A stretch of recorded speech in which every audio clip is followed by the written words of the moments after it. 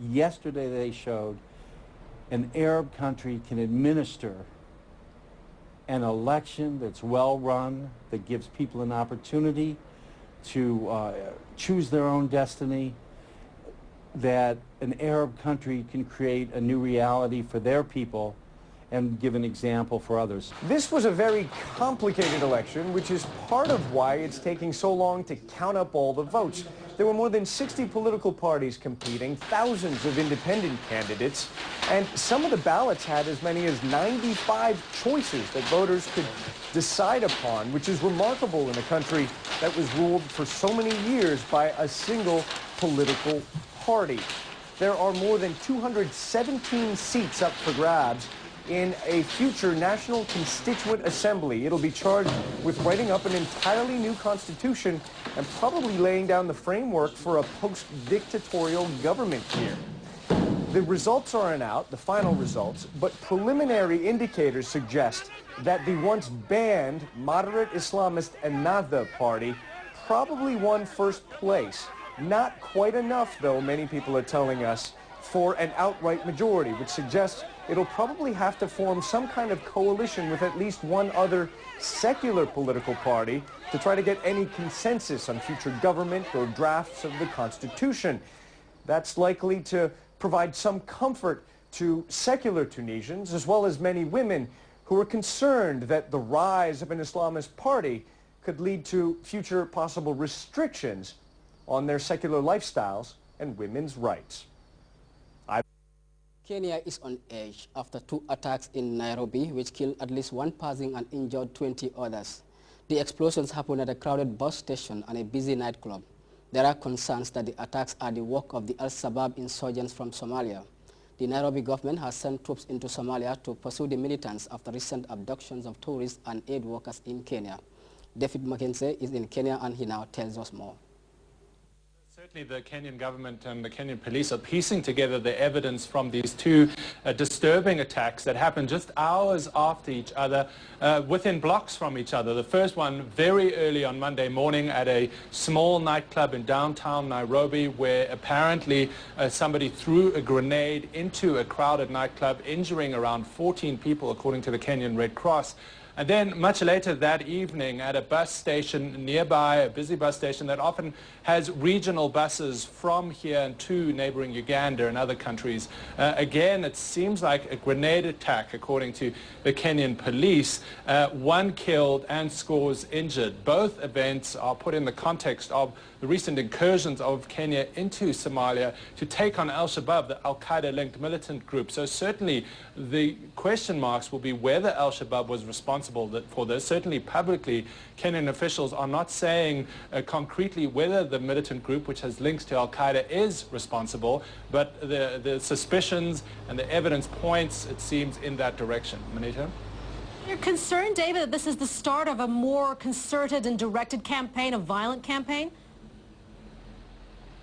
Well, Al-Shabaab has threatened Kenya in the past. This is not a new threat, and they have carried out that threat in the past. In fact, the bus station that saw the grenade attack saw a similar attack some months ago. But the worry now is with Kenya taking a much more active role into Somalia, with both army and with special service units, as well as the Air Force getting involved in pushing into the north, potentially going all the way to Kismayo, a major stronghold of Al-Shabaab in the southern part of Somalia.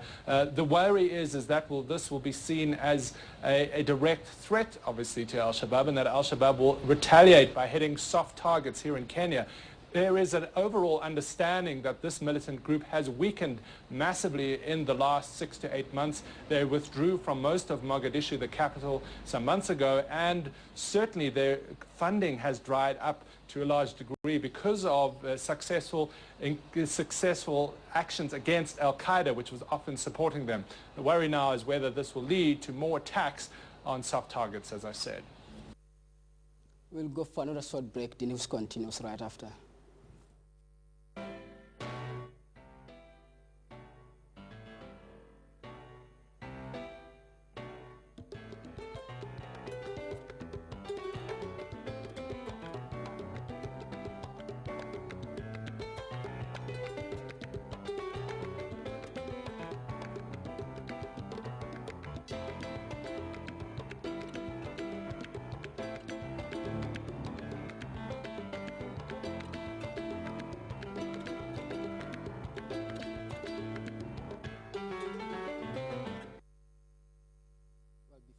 a reminder of our headlines.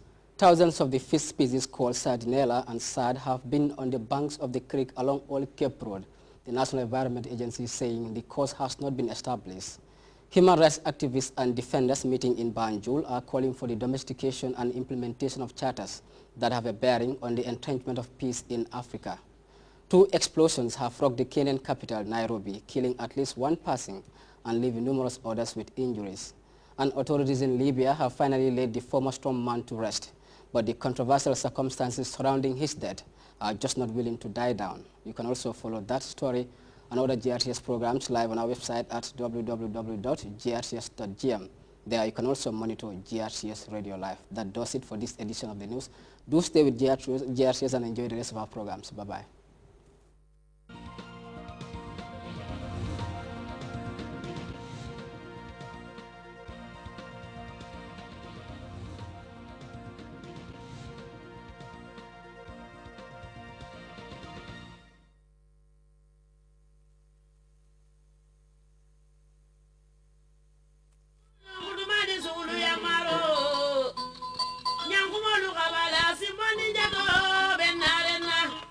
Iko momanya na malla jaliala ning atam manan kuntela bari sini nga jaliadu ning atako ta fennem laftala o mallafa iba sikala ha hani dunia farindana rakko de bekela tele jali busuni jali velo kumala ngaralu yo akamunta manding anaka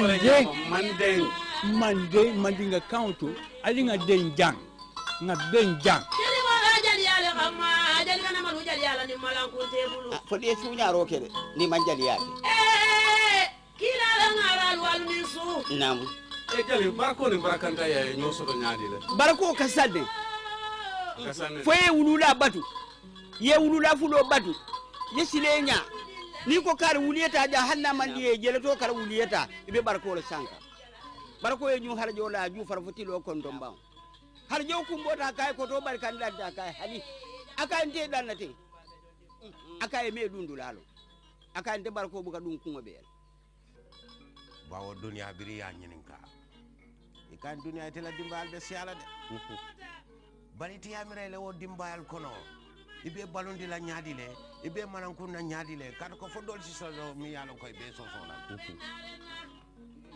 akoy o moto nyaalde bari la balondo masata labo kala le bawa be futo sitila ikanje futu jumal be sitila ako sawani banko be futula ne ma jiyo be na be banko sinandila ni akilim fiya ke keme compromise man tan jimul tema no compromise min be je dron wala mo be momi bala abo abala ye dabaro min ke je abonde je yebo amare bala ni man songola si boro di amaro la mi alo kabe halakila di semo warta bake iman ku hadama di moto bar qur'an la semo le warta fi dino ka akabalule 3000 6000 years fam nam dol be je be kerin ngam fo londe ko le ngalon ni mal ta fa la jam parce que dunya be benje kan kacha na lafta nyin ko lon na anin ku ko tengol ali bula alhaji keba di banoma ala nyim programme kacha min kana aramisa o aramisa talantan nin tala kacha